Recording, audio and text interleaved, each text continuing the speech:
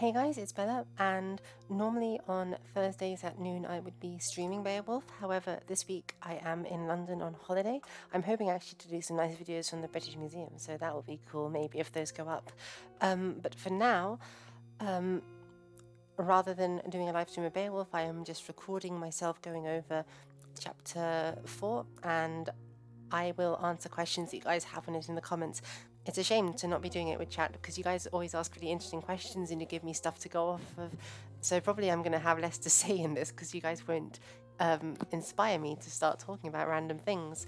But maybe that'll make the quality better. Who knows? So let us go into this. So. Swa the maltjerde maga helftnis singala seath, ne michtes notar halet wean on wendan, was that je win tos with lath on longsum, the on the leode become, nidrakun nithgrim, nicht belwa mast. So, thus then, the king of Halfdanes, seethed over that maltjerde hard time, continually or always. Ne michtes notar haleth wean on wendan. Nor could the clever hero that woe turn aside, so he could not turn aside his sorrow or ignore his sorrow. Was that ye win toswith lath on longsum, the on da leode become, nitrakun nitgrim, nicht belwa mast. So that struggle was too severe or too powerful, loath and long-lasting or enduring, longsum. The on the leode become, which came upon the people, because on plus accusative means onto. Nithrakun nithgrim, a terrible persecution. Nicht belwa mast, the greatest of night bales, of night terrors. I do quite like these last lines. Nithrakun nithgrim, nicht belwa mast. It's very cool. So let's get with these ones. Start again. That from ham je vrijen hier laatje steen, God mit geatum, grenles dada. Se was monkunis maienis strengest on tham die thisses liefes, athele on erken. So, the Hielaches Thane learns about that from home, a good man among the Geats, of the deeds of Grendel. So, of the deeds of Grendel is this, unless that, because that can also mean so that. So it could be Hielaches Thane learns of the deeds of Grendel. That could be possible. I would need to check. Se was monkinis maienis strengest on tham die thisses liefes. He was the strongest of the might of mankind in the day of this life, a noble man and a strong one, or heroic, Eaken. Eaken is literally just like oaken, but it has a lot of poetic meanings. So, hate him ithithan godna ye yirwan. So, I'll read the whole line. Hate him ithlidan godna ye yirwan, quath he guthkinning over swanrada setjan walde. Marne Theoden, tha him was mana theraf. So, he ordered them to construct or to prepare a good wave traverser. That's a ship. Quath he guthkinning over swanrada setjan walde. Said that he wanted to seek the battle king over the Swan Road. Again, Swan Road is one of those nice poetic terms referring to the sea. Marne Theoden. So because Marne Theoden is also accusative masculine singular, we know that it is referring back to the Guthkinning, which is also accusative masculine singular. Tha him was mana theraf. Then, or at the time when, there was a lack of men for him. So Beowulf is going out to seek Hrothgar's hall because he's heard that Hrothgar is in trouble. So, Thona síðfat him snodra gerlas lichtwan logon, fer he him leof warra, Weton hierovna hal sheawadon. So the yellow is the one who's doing the action here, as always. The clever earls, Snodra Jarlas Lichtwan Logon, blamed little for Nesithfat him, that journey on him. So they didn't blame Beowulf for going out on the journey, or they didn't begrudge Beowulf for going out on the journey. Their he him leo wara, although he, and that's Beowulf, him to them, because him can mean to them and to him in this time, Leof, and Leof is masculine nominative singular, so that's how we can tell that it's going with he, and it means it's loved, like how we say love, Leof. Wara, although he was beloved to them. Wedon hierovne, they urged the valiant man on, so they're actually encouraging him to go out to seek glory. Hal Sheawedon, they beheld good fortune. So this is almost like the poet saying that it turned out well. Beowulf does well out of this. Hafta se goda yeta leoda kempanje gordane, farde de he kenos de findan michte. 15 sum sunnudu sochte, sej wisade lagu kraftimon, lanje mirchu. First fortjewat, flota was on Uthum, but under the Berge. So, yellow is the one doing the action. That good man of the people of the Geats had chosen warriors. So you can see how much my mouse is jumping around for that, but it's how it works. Tharda de he chenos de findan michte. Of these which he, the keenest, might find. Findan, to find, right? Michte is like might. So he's, and this Thara is genitive plural, so it's going with Leoda Yeta. So it's like the keenest or the fiercest of the people of the Yeats, basically. Or it could actually be the other way around, I should say. So I think actually it's not that good man of the people of the Yeats. I think it's just that good man had chosen the keenest warriors of the people of the Danes that he might find. So it really is jumping around, but you can make sense of it. 15 sum sunwuru sochte. A total of 15 sought the sandwood or the seawood, the ship. So this is the crew that Beowulf is taking out to sea. There are a total of 15 warriors going with him. Sej wisade lagu kraftimon. The warrior led the lake crafty, the sea crafty man, the guy who knows about the sea. Lanjemilchu. So the land boundaries. So he showed the way to the land boundaries. First forthjewat. The period of time went forth. So the time passed, basically. Flota was on Uthum, but under Beria.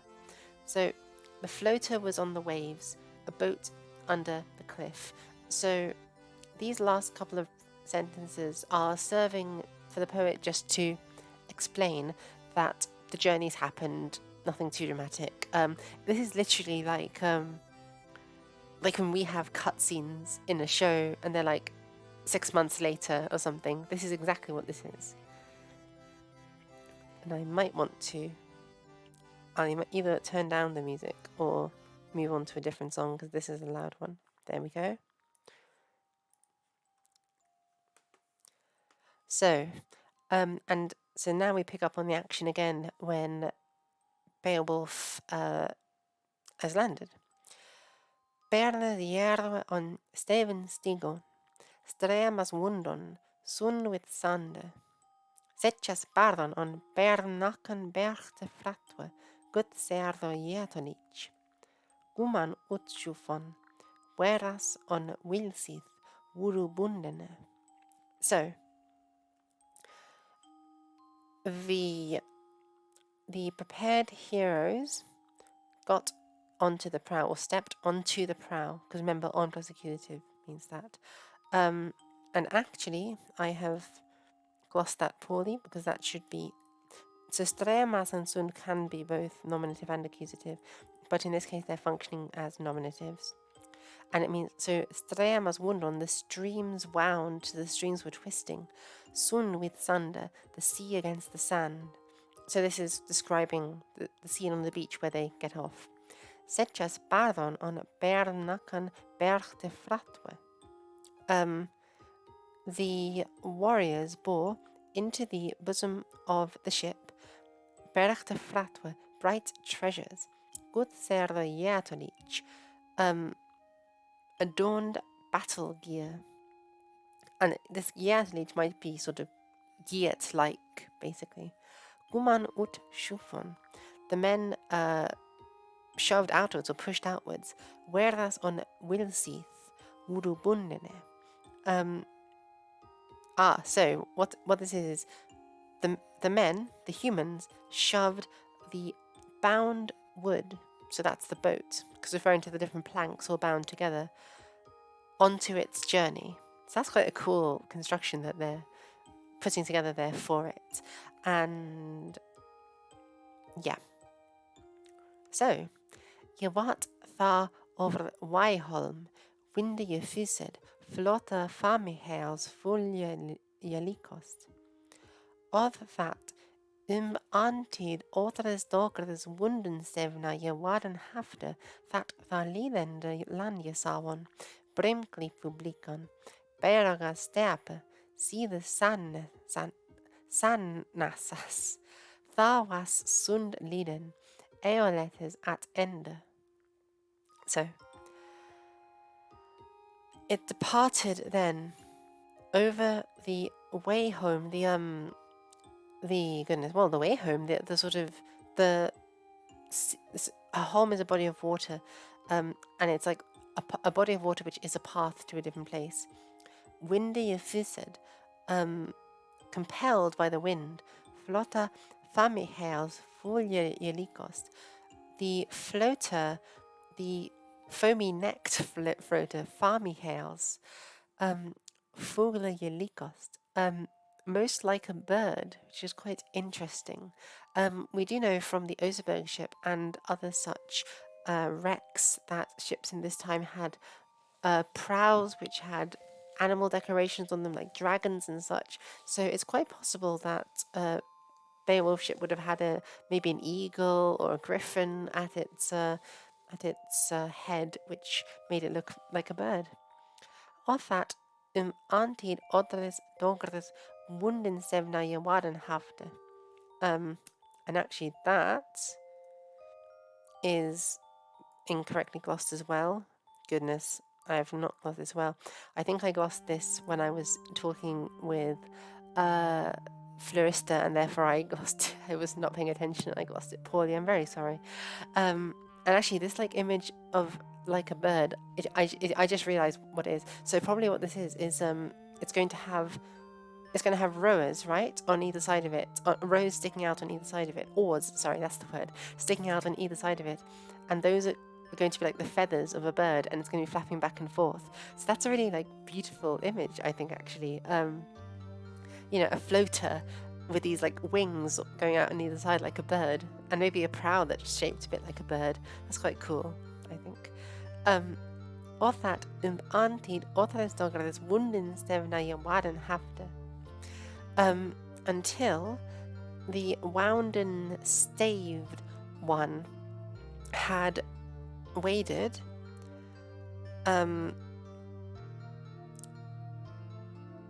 after the expected time of another day.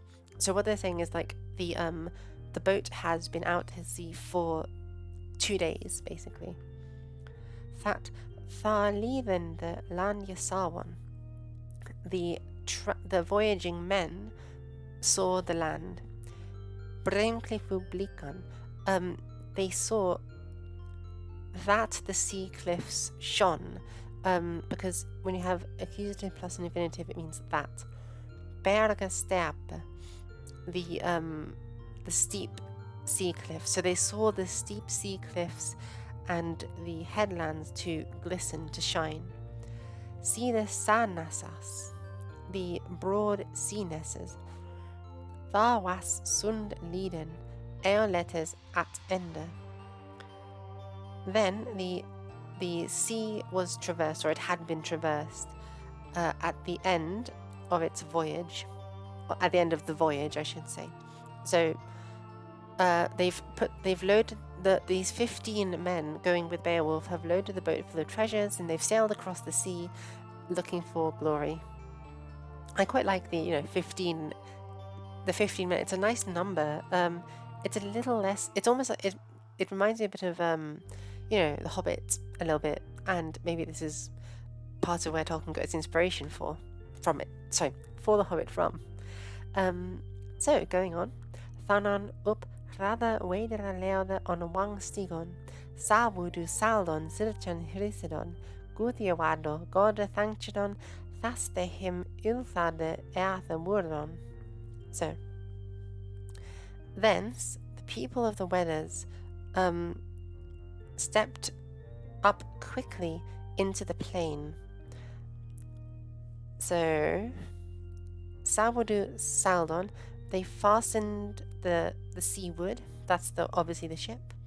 Sirachan Hrisidon, the corslets rattled.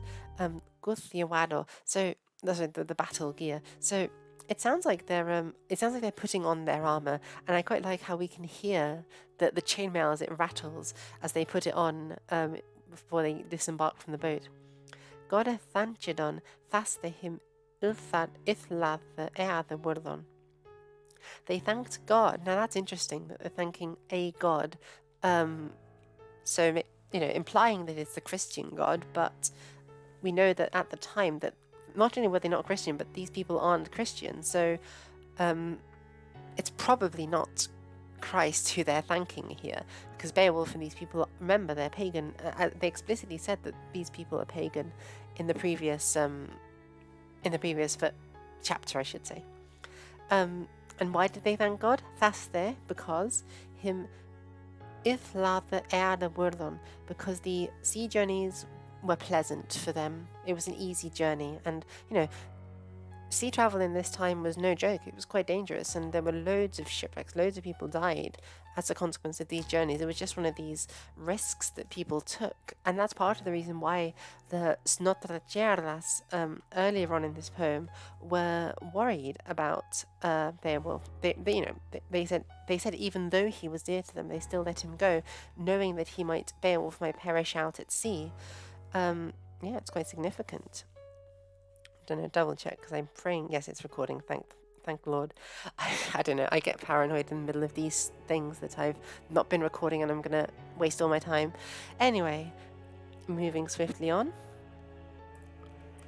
Tha of Werlia seach wer Schildinga say the Homclifu held and shoulder, berdan over Balkan berchterrandas, fyrðsjörðu fúsliku, hine fyrðwit brach, Mojehigdum, what tha men waron. Then the ward of the Schildings saw from the wall, this is presumably a cliff, I guess, or a promontory, say the Holmcliff held and shoulder, he who should hold the home cliff, the sea cliff. And he also had to, because we have an infinitive here, berdan. Wait, hold on. Oh, no, wait. No, I'm wrong. So this is an accusative infinitive thing. So, he saw that the berchterrandas fyrðsjörðu fúsliku. So this is the bright round shield and the eager army weapons, to be born, because the infinitives can be both active and passive sometimes, that the bright rounds and the battle armors were carried over the ship's gangway, over Balkan. And then, so the protector is seeing the weapons coming out of the ship, is what this is saying. Hina fyrðvit brat mori higdum. Oh, and I've glossed that wrong. Fyrðvit is curiosity. Goodness gracious me. Curiosity broke him to the about the what's the word I'm looking for? The mori higdum is with mind thoughts. So curiosity broke him with mind thoughts. What the men waren, what the men were, or who these men were, which is quite interesting. Again, curiosity breaking him with emotion. There's, men's emotions are talked about quite a lot in this poem. It's rather interesting. So, je wat him fa to warde witje ridan thean hrothgardes, thrumum quechte maien wudu mundum, metal wordum freien. He departed from there to the shore, to ride on a horse to the shore. Oh goodness. Thein Hrothgardes. Wait, let me try and figure this out. No, that's I've glossed it wrong again. Guys, I am so sorry for this. This is a lesson for me not to gloss Beowulf while I'm talking with somebody on stream. Goodness. So Thein Hrothgardes, Hrothgar's Thane departed from then to the shore on a horse. That's what this is doing. Thrumum quechte maien wudu mundum. He brandished a might wood. This is a really cool word. Maien wudu, power wood, spear. And when you bear in mind that the spear was by far the most common weapon in this time period, most armies would have been using spears. And therefore, if you have a bunch of people with spears, you can exercise political power. It kind of makes sense that a poetic term for a spear would be power wood or might wood. Thrumum mundum is with forces in his hands. So this means like he mightily brandished his spear in his hand. Freien methelwordum. He asked by means of meeting words, methelwordum, which is quite cool. I quite like that they have a specific word for like greetings or meeting words in Old English. So this is the first bit of dialogue I think that we actually have in the poem, from characters. So, what sindon je serve habendra, burnum werde, the bus brotne chael over lagustrate ladan quomon, healer over Homas. So, who are ye of the arm-bearing ones? Burnum werde, the ones. Oh goodness, I've glossed this wrongly. I have glossed this wrong one more time because that should be that. And I also want to check Serdo Habendra. Yeah, Serdo Habendra. Let me just check that is that. Yeah, I was right on that one.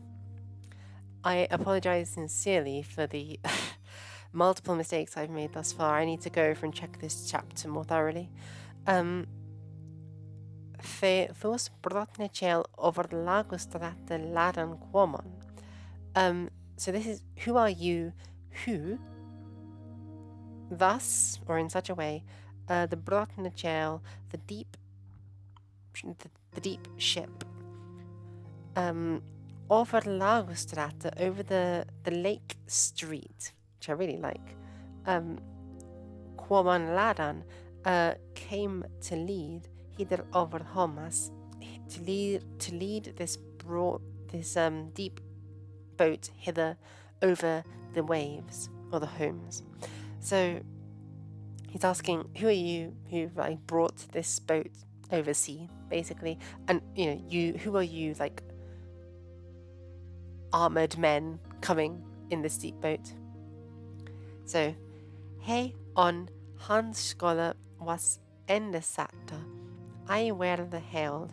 The on land dena later nanny mid ship herria shetan ne merte. So he was the end sitter, ende satta, which is quite a cool word for a coast guard. On Hanskola was. He was the end sitter in the hand shoal. So this hand shoal is basically like a retinue of hand-picked warriors, is what this means. I wear the held. He held the shore ward, and this is the coast watch, basically. The on land dena ladra nanny midshipherje shetane merte. So that none of the enemies might sort of invade or cause harm on the land of the Danes with a navy. So his job was to watch the shore and make sure that the Danish enemies, or the enemies of the Danes, weren't coming by sea. And then he says, No her kutli gorkumman ungunon lindhavende, neje leafnes word gutfremendra jerwene wison, maga je medu. So, goodness. Linden having one. So lind was a common wood that I believe spears, and I think it's another word for ash, and it was a common material that spears were made out of. So that's shields were made out of linden wood. So yeah, that's what it's referring to, like those having shields. It's like a poetic reference to shields. Shield-bearing ones have never began to come here in a friendly manner. Nee je leefsne word good fremendre jarwene wison. Nor did you keenly know the leavesward permission of the warriors, good fremendre, of the battle performers. This is a really cool way to describe warriors. Maga yemedu, the agreements of kinsmen. Very interesting words that we have here. Nafra ich marran jesech erla over erdan, thonne is eursum sej on serwum, nis that seld guma wapnum je werval, nafra him his lite leore, anlich ansin. Never have I seen a greater one of the earls over the earth than one of yours is Eorsum, set on Serwum, the warrior in his armors. Nistat selguma wapnumir werdan. That is not a hall retainer worthied with weapons. Nafrim is little leore. His face would never belie him, or whose face would never belie him, anlich unseen. So basically he's saying that this isn't one of the hall retainers, otherwise I'd have recognized him. His face would have given him away. He's got a very unique face, unleach, unseen, a unique appearance. And so of course this is marking out Beowulf as special, basically. He's the chaddest of the warriors. So nu ich shall frumkin witan, arie fyr heonan, leas sheweras on land dena furthur feran, nu je fair buend mer lithende mine je hirrat anveldne je thocht. Offers ist selest je kittane juanan kumme sindon. Now I shall know the origin of you all. Arje fyr heonan leas sheweras on land dena furthur feran. Before ye further hence, what's the word I'm looking for? Deceiving spies, leas on land dena furthur feran. Journey further into the land of the Danes. Nu je fair buend, mer lidende mine je hirrat anveldne je thocht. So now ye far far dwellers, so he knows that they're from abroad. He knows they're foreign, fair buend. Merlithender, the sort of sea travelling ones. And I have glossed that. Oh, hold on. It could be either one actually, and I need to check it then. An fealdne ythocht. Nope, I was wrong. This is actually vocative plural. And these are also vocative plurals, basically. There we go. Sincerest apologies once again. Now ye foreigners, sea travellers of mine, like my dear travellers, you hear that? Listen to anfealdnatheach, the one-fold thought. Oftast is seilest toja kitane juanan eordakummesindon. So often it is best to say whence your comings are. So when your origins are. So it's like, you should probably tell me where you're from. This is very important. This is literally like medieval border security. It's like, can I see your passport, please? Are you traveling for business or pleasure? This is unironically what that is. And we come to the end. And we have Beowulf speaking for the first time at the start of this next one. So awesome. Thank you guys so much for watching. Apologies that this video has involved so many mistakes and bumps and everything, and that I don't have as many thoughts because I'm not responding to questions and such. This is why I like to do it live. From next week onwards, I'm hopefully back. From the on the 26th, hopefully we'll be back to a regular live Beowulf. I'm looking forward to it. So yeah. Until next time. Oh, last thing, if you've watched this far, by the way, thank you if you've watched this far, write in the comments questions you have about this chapter, and I will answer to the best of my ability. Thank you guys so much for watching, and I hope you have an amazing week. Bye, everyone.